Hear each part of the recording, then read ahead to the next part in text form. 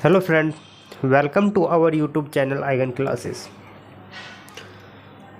जैसा कि आप जानते हैं कि हमारे PYQ सीरीज़ चल रही है, ठीक है, जिसमें हमने आपको कुछ सब्जेक्ट कंप्लीट करा दिए हैं, ठीक है, लगभग 6 कंप्लीट हमने करा दिए हैं आपको। और जी आपका RCC चल रहा है। अब RCC की आज हमारी 6th क्लास है, ठीक है, जिसमें आपको पहली 2 क्लास आपके कपिल सर ने कराई थी, ठीक है, 2 क्लास 4th और 5th क्लास आपको कपिल सर ने कराई थी, जिसमें मेरी तबीयत ख़राब होने की वजह से मैंने एक क्लास नहीं ले पाया और आपके बीच में छुट्टी भी रही थी, ठीक है। चलिए आज से हम कंटिन्यू करते हैं और डेली ही आपकी डेली ही लेक्चर आपका अपलोड होगा अब आपकी यूट्यूब चैनल आइगन क्लासेस में, ठीक है। चलिए आज हम देरी ना करते हुए आज की क्लास को स्टार्ट करते हैं और आज हम स्टार्ट करेंगे लिमिट स्टेट मेथड, ठीक है, LSM लिमिट स्टेट मेथड है। लिमिट स्टेट मेथड में ज़्यादा क्वेश्चंस नहीं पूछे जाते हैं, तो इसकी वजह से मैं आज इसमें सिर्फ एक ही लेक्चर लूँगा LSM का और इसे कंप्लीट कर देंगे हम LSM को। चलिए स्टार्ट करते हैं आज का फर्स्ट क्वेश्चन LSM का। For the structure member dead load इतना है, dead load 20 kilonewton and live load 12 kilometer, what will be the design load as per the limit state collapse philosophy. Limit state philosophy की limit state, ठीक है, as per the limit state collapse philosophy, ठीक है। Dead load कितना दिया इन्होंने, dead load दे रखा है हमारा 20 किलोन्यूटन और लाइव लोड कितना है हमारा, लाइव लोड है हमारा 12 किलोन्यूटन। सबसे पहले हमें टोटल लोड निकालना है, ठीक है। टोटल लोड कैसे निकाल लेंगे, dead load plus live load, तो ये कितना होएगा 20 + 12 = 32। सबसे पहले कोई सा भी हो, चाहे WSM हो चाहे LSM हो, ठीक है, सबसे पहले हमें टोटल वेट निकालना है लाइव लोड का और जी डेड लोड का, ठीक है। अब WSM में अलग सिस्टम है, इसमें अलग है, ठीक है। तो हम LSM पढ़ रहे हैं तो LSM के हिसाब से हमें जो कोलैप्स लोड इसमें दे भी रखा है, ठीक है। What will be the design of the load as per the limit state of the collapse, ठीक है। लिमिट स्टेट इन्हें पहले क्या दिया, limit state of the collapse, ठीक है। तो हमें क्या करना है, इसमें फैक्टर ऑफ सेफ्टी 1.5 से मल्टीप्लाई और करनी है टोटल लोड में, ठीक है, 1.5 से। तो 32 × 1.5, तो 32 को 1.5 से जब मल्टीप्लाई करेंगे तो इसका आंसर आएगा 48, ठीक है। तो इसका आंसर है हमारा ए, तो ऑप्शन ए इसका हमारा करेक्ट आंसर है। चलिए नेक्स्ट क्वेश्चन पर चलते हैं आज के। Limit state of the collapse deal with.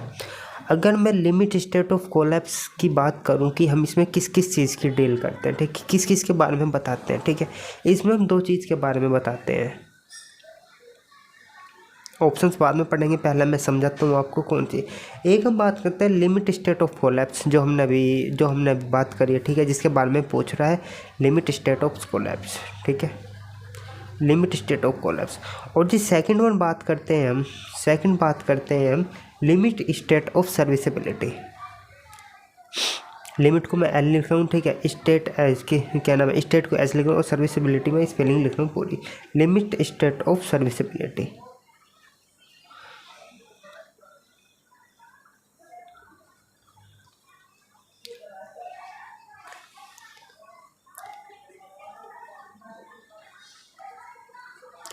Limit state of serviceability, ठीक है। अब मैं लिमिट स्टेट ऑफ कोलैप्स की बात करूं तो लिमिट ऑफ कोलैप्स में हम किस किस चीज़ की बात करते हैं, ठीक है। हम बात करते हैं लिमिट ऑफ कोलैप्स में, ठीक है, किस किस चीज़ की बात करते हैं। इसमें हम बात करते हैं स्टेबिलिटी ऑफ द स्ट्रक्चर, ठीक है, स्टेबिलिटी ऑफ स्ट्रक्चर, ठीक है, स्टेबिलिटी ऑफ स्ट्रक्चर की बात करते हैं।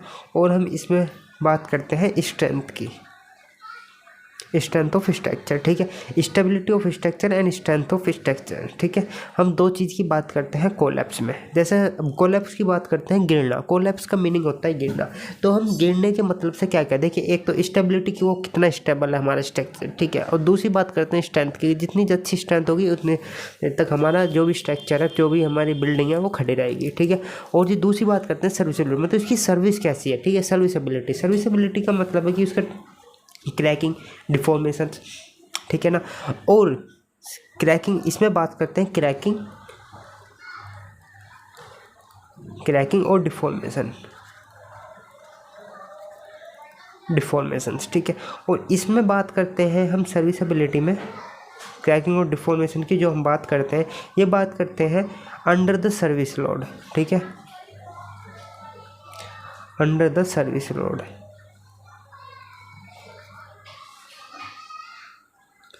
ठीक है। और इसकी बात करते हैं under the working load, under the maximum design load, sorry maximum design load,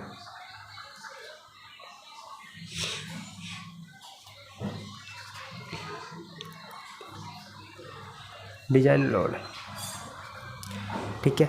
हम जो कोलैप्स की बात करते हैं वो मैक्सिमम डिजाइन लोड के बारे में बात करते हैं, और ठीक है जो हम सर्विसेबिलिटी बात करते हैं वो बात करते हैं सर्विस लोड के बारे में, ठीक है, अंडर द सर्विस लोड, ठीक है। अब चलिए ऑप्शन पढ़ते हैं और देखते हैं इनमें से कौन सा है। जो हमारा कोलैप्स लोड है वो क्या ऑप्शन नहीं पढ़ते हैं, ठीक है। Deflection and cracking of the structure under the service load, जी नहीं, deflection and cracking under the service load it is the serviceability, ठीक है। तो हमारा जो ऑप्शन है वो गलत है, वो बात करता है सर्विसेबिलिटी के बारे में, ठीक है। फायर रेजिस्टेंस हम जो, अगर मैं ऑप्शंस में बात करूँ, ठीक है, फायर रेजिस्टेंस हम किस में ले सकते हैं, अगर देखिए मैं इस ऑप्शंस के पोस्ट मास्टर्म कर रहा हूँ, इसमें मैं आपको बता रहा हूँ कि कौन सा ऑप्शन किसके लिए सही हो सकता है। फर्स्ट ऑप्शन हमारा सर्विसेबिलिटी के सर्विसेबिलिटी के लिए सही हो सकता है, ठीक, सही हो सकता है नहीं, सही है सर्विसेबिलिटी के लिए, ठीक है, जो मैंने आपको बताया, ठीक है। और सेकंड बी हमारा फायर रेजिस्टेंस भी हम सर्विसेबिलिटी के लिए ले सकते हैं, ठीक है, लेते हैं, ठीक है। ये भी हमारा सर्विसेबिलिटी आता है, फायर रेजिस्टेंस भी, ठीक है। यहाँ मैं लिखता हूँ फायर रेजिस्टेंस, इसे हम लिमिट स्टेट ऑफ सर्विसेबिलिटी में लेते हैं, ठीक है। सी ऑप्शन हमारा स्ट्रेंथ, देखिए strength and stability of the structure subjected to a maximum design load, ठीक है, out of the possible combinations. देखिए मैंने आपको जो इसमें बताया था कि नाम कोलैप्स लोड में, ठीक है, इसमें मैंने एक आप तो स्ट्रेंथ स्टेबिलिटी बताया था, ठीक है, ये दोनों कंडीशन सेटिस्फाई है। और तीसरी कंडीशन बताई थी मैंने, ये होना चाहिए मैक्सिमम डिजाइन लोड के उससे, ठीक है ना। तो हमारा ऑप्शन इसमें ये करेक्ट है, ठीक है, इसकी कंडीशन के हिसाब से तो मैंने बताया। Durability under the working load environment during the, ये ऑप्शन भी हमारा गलत है। तो नेक्स्ट चलिए, इसका ऑप्शन नंबर सी हमारा सही है, ठीक है, ऑप्शन सी इसमें हमारा सही है, ठीक है। दोनों हमारी इसमें तीनों कंडीशन सेटिस्फाई हो रही है, ठीक है। स्ट्रेंथ भी अच्छी होनी चाहिए, स्टेबिलिटी भी अच्छी होनी चाहिए, ठीक है, कोलैप्स के लिए, और ये मैक्सिमम डिजाइन लोड पर होनी चाहिए, ठीक है, under the maximum design load, ठीक है, ये आपको याद रखना है। कोलैप्स की बात करते हैं तो स्टेबिलिटी और स्ट्रेंथ और under the maximum design load, ठीक है। अगर मैं बात करता हूँ सर्विसेबिलिटी में एक तो पॉइंट आपको याद रखना है, फायर रेजिस्टेंस, ठीक है। सर्विसेबिलिटी जो होता है, ठीक है, लिमिट स्टेट ऑफ सर्विसेबिलिटी की मैं बात करूँ, फायर रेजिस्टेंस एक ऑप्शन है, और दूसरा ऑप्शन है deflection and cracking of the structure under the service load, ठीक है। ये आपको याद रखना है, दो टॉपिक, ठीक है, ये क्वेश्चन आप पूछा जा सकता है, ठीक। चलिए नेक्स्ट क्वेश्चन पर चलते हैं।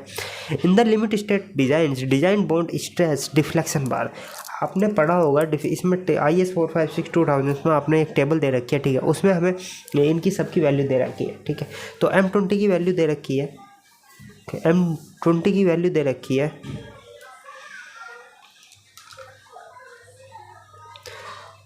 M20 की वैल्यू दे रखी है हमारी 1.2, ठीक है।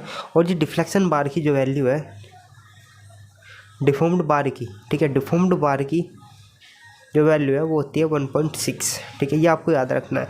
अब इन दोनों को 1.2 इंटू 1.6 को मल्टीप्लाई करता हूँ, मल्टीप्लाई करने के बाद इसकी वैल्यू आ गई 1.92, ठीक है। तो ऑप्शन डी हमारा इसमें करेक्ट है, ठीक है। नेक्स्ट क्वेश्चन पे चलती हैं, चलिए, ठीक है। देखिए इसमें क्या पूछ रहा है, डिजाइन बॉन्ड स्ट्रेस पूछ रहा है, ठीक है, जिसे डिफॉर्मेशन बार का, और जो कंक्रीट है उसमें M20 के डिफॉर्म्ड बार है, ठीक है। आपने पढ़ डिजाइन बॉन्ड स्ट्रेस,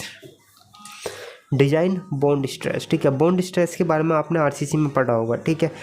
इसमें आपको एक IS 456/2000 कोड है, ठीक है, जिसमें M20 की वैल्यू दे रखी है बॉन्ड के लिए 1.2, ठीक है, और डिफॉर्मेशन बार की दे रखी है 1.6, तो दोनों की मल्टीप्लाई करने के बाद 1.92 आएगा, ठीक है, 1.92 इसका हमारा करेक्ट आंसर है। नेक्स्ट क्वेश्चन पे चलते हैं। In the limit state design method the limit value of the depth neutral axis for the FE415 steel is given by which of the following equations, ठीक है। चलिए इस क्वेश्चन को बताइए और इसका कमेंट में आंसर लिखिए क्या हो सकता है, ठीक है। अब देखिए ये तो बात कर रहा है Fe415, ठीक है। अब हमारी 3 कंक्रीट हम ज़्यादातर जो यूज़ करते हैं 3 स्टील यूज़ करते हैं, ठीक है। Fe250, Fe415 और Fe500, ठीक है। तो इनकी तीनों की मैं आपको बता रहा हूँ कि किसका लिमिटिंग वैल्यू किसकी कितनी होगी, ठीक है। चलिए लिमिटिंग वैल्यू, अब मैं अरे कहाँ पहुँच गया यार, चल लिमिटिंग वैल्यू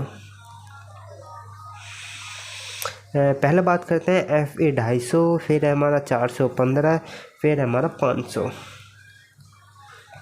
Fe, ठीक है।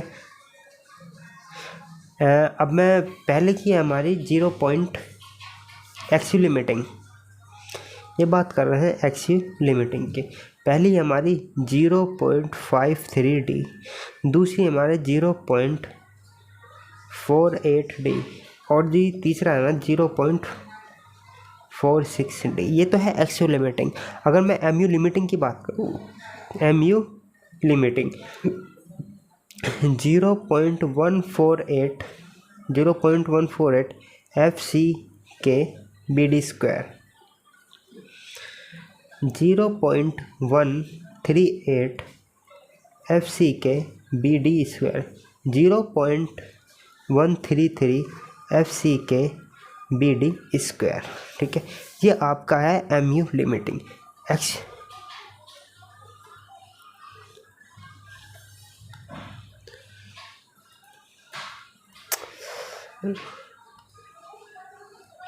ये है हमारा एक्सयू लिमिटिंग, ये है हमारा एमयू लिमिटिंग।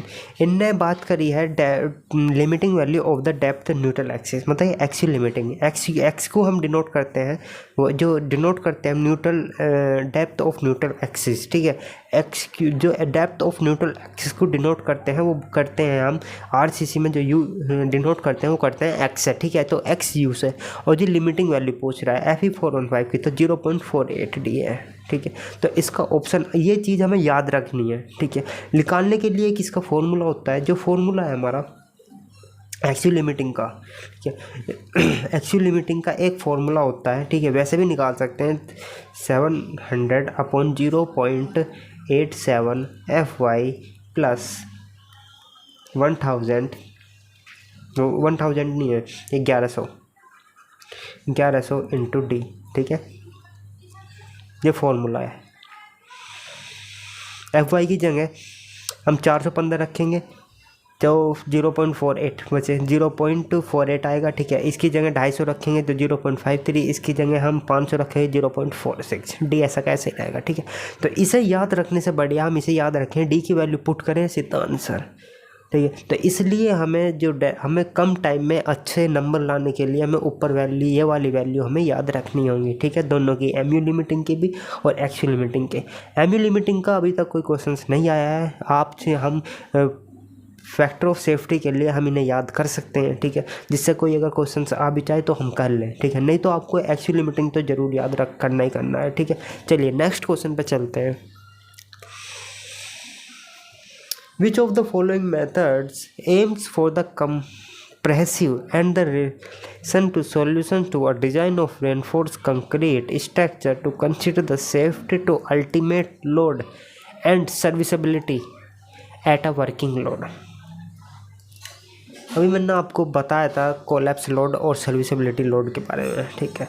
तो ऐसा कौन सा मेथड है जिसमें अल्टीमेट लोड, ठीक है, अल्टीमेट लोड मतलब कोलैप्स लोड के बारे में और serviceability at a working load के बारे में बात करते हैं।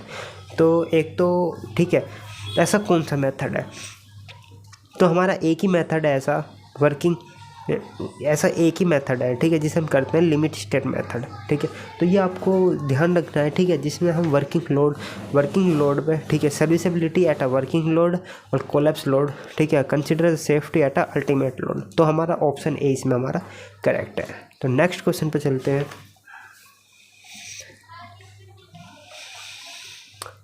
According to 456/2000 under the limit state of the collapse, the maximum compressive strain in the concrete in axial compression is taken as, axial compression is taken as,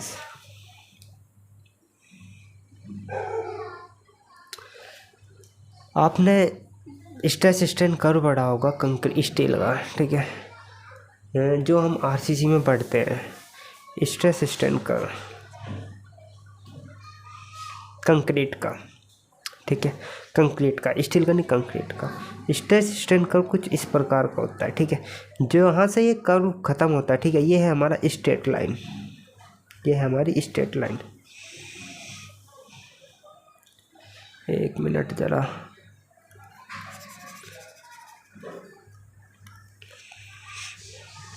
ये curve आया है, ठीक है, कर्व कर्व कर्व, फिर यहाँ से शुरू होती है हमारी स्ट्रेट लाइन, जहाँ तक ये कर्व है यहाँ पर होता है 0.002 स्ट्रेन, ठीक है, और जहाँ पर ये एंड होता है ये होता है 0.0035, ठीक है। जो इसमें पूछ रहा है मैक्सिमम कंप्रेसिव स्ट्रेन कंक्रीट इन एक्सियल कंप्रेशन, ठीक है, एक्सियल अगर कंप्रेशन की बात करें, जो मैक्सिमम एक्सियल कंप्रेशन की बात करते हैं तो उसमें होता है 0.02, ठीक। और जी अगर हम बेंडिंग की बात करें, बेंडिंग कंप्रेशन की बात करें तो वो होता है 0.0035, ठीक है। ये आपको याद, ये बात करता है बेंडिंग की, ठीक है, और ये बात करता है एक्सियल की, ठीक है। तो ऑप्शन सी हमारा इसमें सही है, ठीक है, ऑप्शन सी इसमें हमारा करेक्ट ऑप्शन है। चलिए नेक्स्ट क्वेश्चन पे चलते हैं। The limiting depth of the neutral axis of the beam having the effective depth 400 mm with FE 250 grade steel is, इसने हमसे पूछा है लिमिटिंग वैल्यू, ठीक है ना।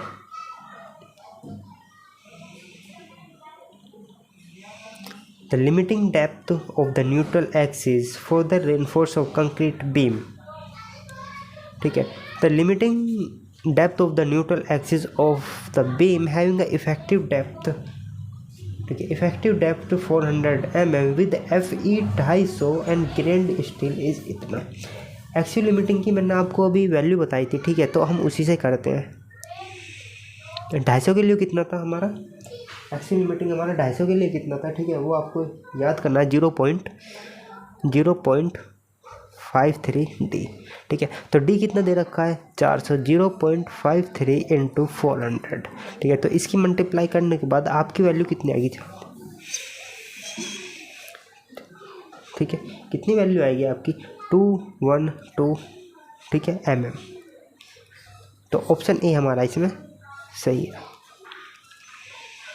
ठीक है। चलिए नेक्स्ट क्वेश्चन पे चलते हैं। What is the neutral axis depth of the single reinforced beam from the top extreme fiber as per IS 456?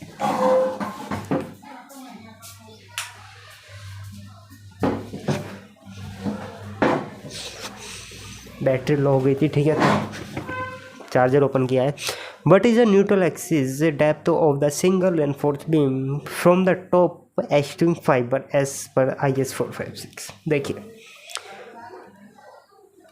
इसमें स्ट्रेस जो इसमें हम जो स्ट्रेस कर्व बनाते हैं, ठीक है,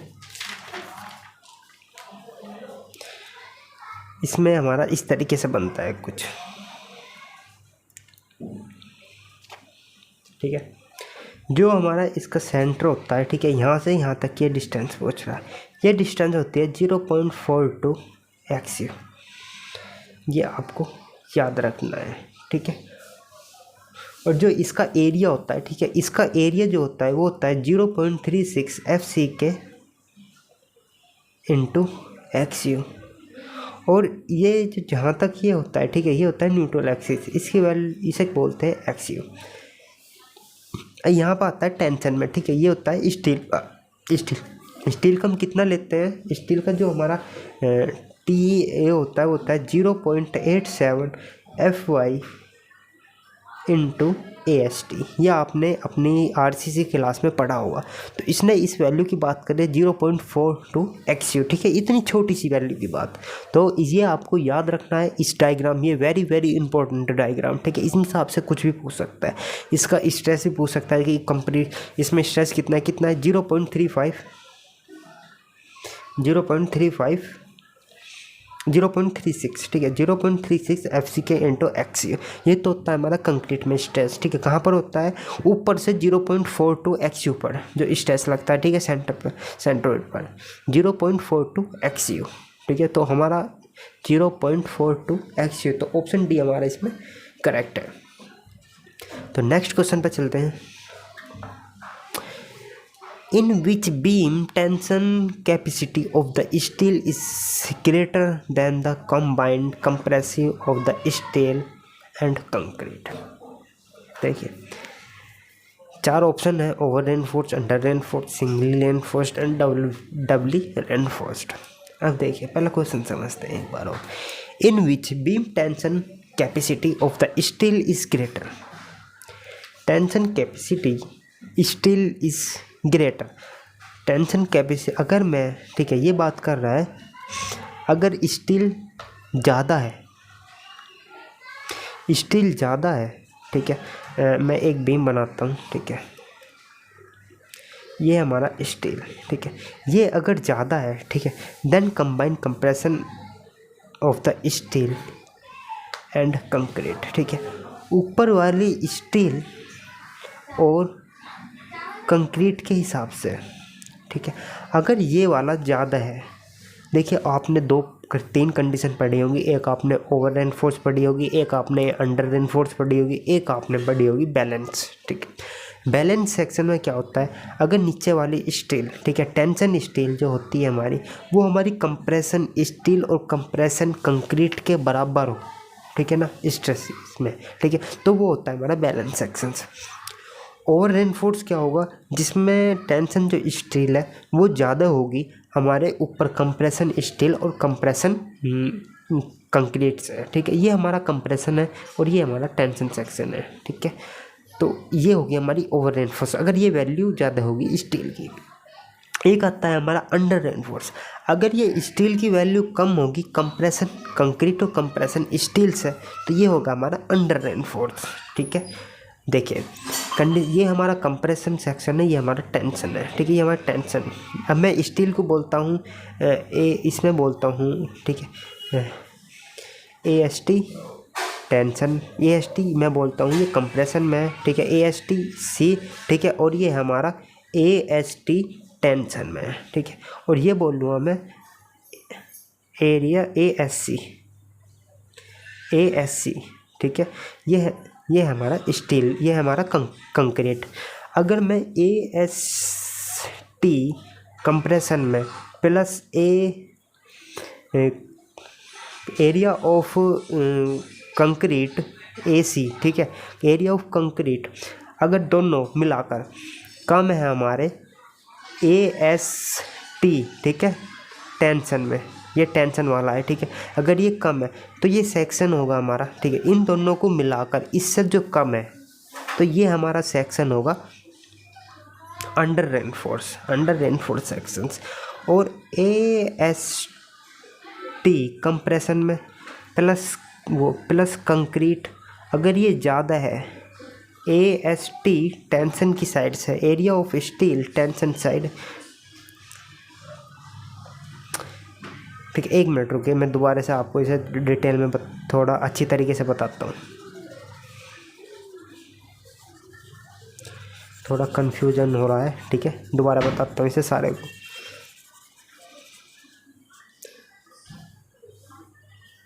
स्टैंडर्ड नोटेशन ही ले रहे हैं, ठीक है। इसे लेते हैं हम ASC, area of steel in compression, इसे लेते हैं हम AST, area of steel in tension, ठीक है।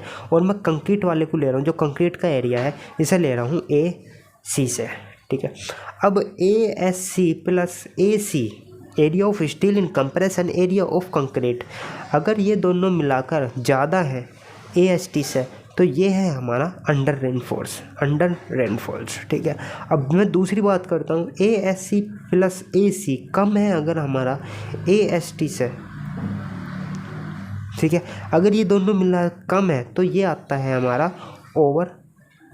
ओवर रेनफोर्स में, ठीक है। अगर ये ASC प्लस AC से कम है हमारा AST से, तो ये है हमारा ओवर रेनफोर्स्ड। अगर दोनों ASC plus AC equal to AST, तो ये हमारा आता है बैलेंस सेक्शन में। ये 3 हमारी कंडीशन है, ठीक है, जिन्हें हम देख कर बताते हैं। तो इस क्वेश्चन में क्या कह रहा है, जो tension capacity of the steel, tension capacity of the steel is greater, tension capacity of the steel is greater, इस वाली कंडीशन को देखिए और ऑप्शंस पढ़िए। Tension capacity of steel is greater, ठीक है, combine the compression of steel and concrete, combine compression of steel और concrete, ठीक है, दोनों कंबाइन करके अगर ये ज़्यादा है तो हमारा कौन सा सेक्शन होगा, ओवर रेनफोर्स सेक्शन होगा।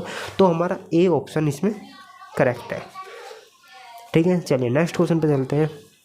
इन the limit state approach of design of RCC structure the spacing of the main reinforce bar primary control, ठीक है, ठीक है, तो हम limit state approach design RCC structure, ठीक है, spacing of the main reinforce, अगर मैं मेन रेनफोर्समेंट में स्पेसिंग रखता हूँ, ठीक है, तो प्राइमरी हम किसे कंट्रोल करने के लिए कोशिश करते हैं, प्राइमरी रेनफोर्स। अगर मैं कंट्रोल टेंशन में क्रैक जो मैं स्पेसिंग रखता हूँ, ठीक है, रेनफोर्समेंट की, वो किसके लिए रखता हूँ मैक्सिमम, ठीक है, ना तो मैं कोलैप्स के लिए रखता हूँ। कोलैप्स हमारे क्या नाम है, अगर कोई हमारा बीम है, ठीक है, स्ट्रक्चर में जो मैक्सिमम जो हम स्टील की स्पेसिंग की जो रखेंगे, ध्यान रखेंगे, वो रखेंगे क्रैक्स है, ठीक है, जो सबसे पहले जनरेट होता है वो क्रैक्स होता है, ठीक है, उसके बाद ही हमारा जो स्ट्रक्चर वो कोलैप्स होगा। सबसे पहले क्रैक आएंगे, उसके बाद कोलैप्स होगा।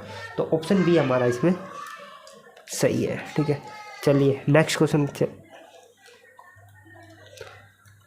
चलिए आज की वीडियो को हम यहीं पर ख़त्म करते हैं, ठीक है। लिमिट स्टेट मेथड आपका कंप्लीट हो गया, जो मैक्सिमम जो अच्छे क्वेश्चंस थे और ये अभी लेटेस्ट में आए हुए थे 2070 तक के मैंने आपको क्वेश्चंस करा दिए हैं, ठीक है, जो अच्छे क्वेश्चंस थे। और ये सारे तो रिपीटेड क्वेश्चन आते हैं, ठीक है, मैक्सिमम, लेकिन ये बढ़िया क्वेश्चन थे जिन्हें आप कर लोगे अगर, तो आपके इस LSM में से अगर 4 क्वेश्चन आए हैं तो आप 3 जरूर कर लोगे अगर ये आपने क्वेश्चंस किए, ठीक है। एक बार मैंने कराए हैं, एक बार खुद से करिए और प्रैक्टिस करिए, और आपका एग्ज़ाम अब ज़्यादा दूर नहीं है, अब 11, 12, 13 में आपका एग्ज़ाम होगा, ठीक है, SSC का। और आप हमारे टेलीग्राम चैनल से जुड़ जाएं। अगर आपको कोई भी प्रॉब्लम हो तो आप हमारे टेलीग्राम चैनल पर पोस्ट डाल सकते हैं और SMS कर सकते हैं, ठीक है। Thanks for watching.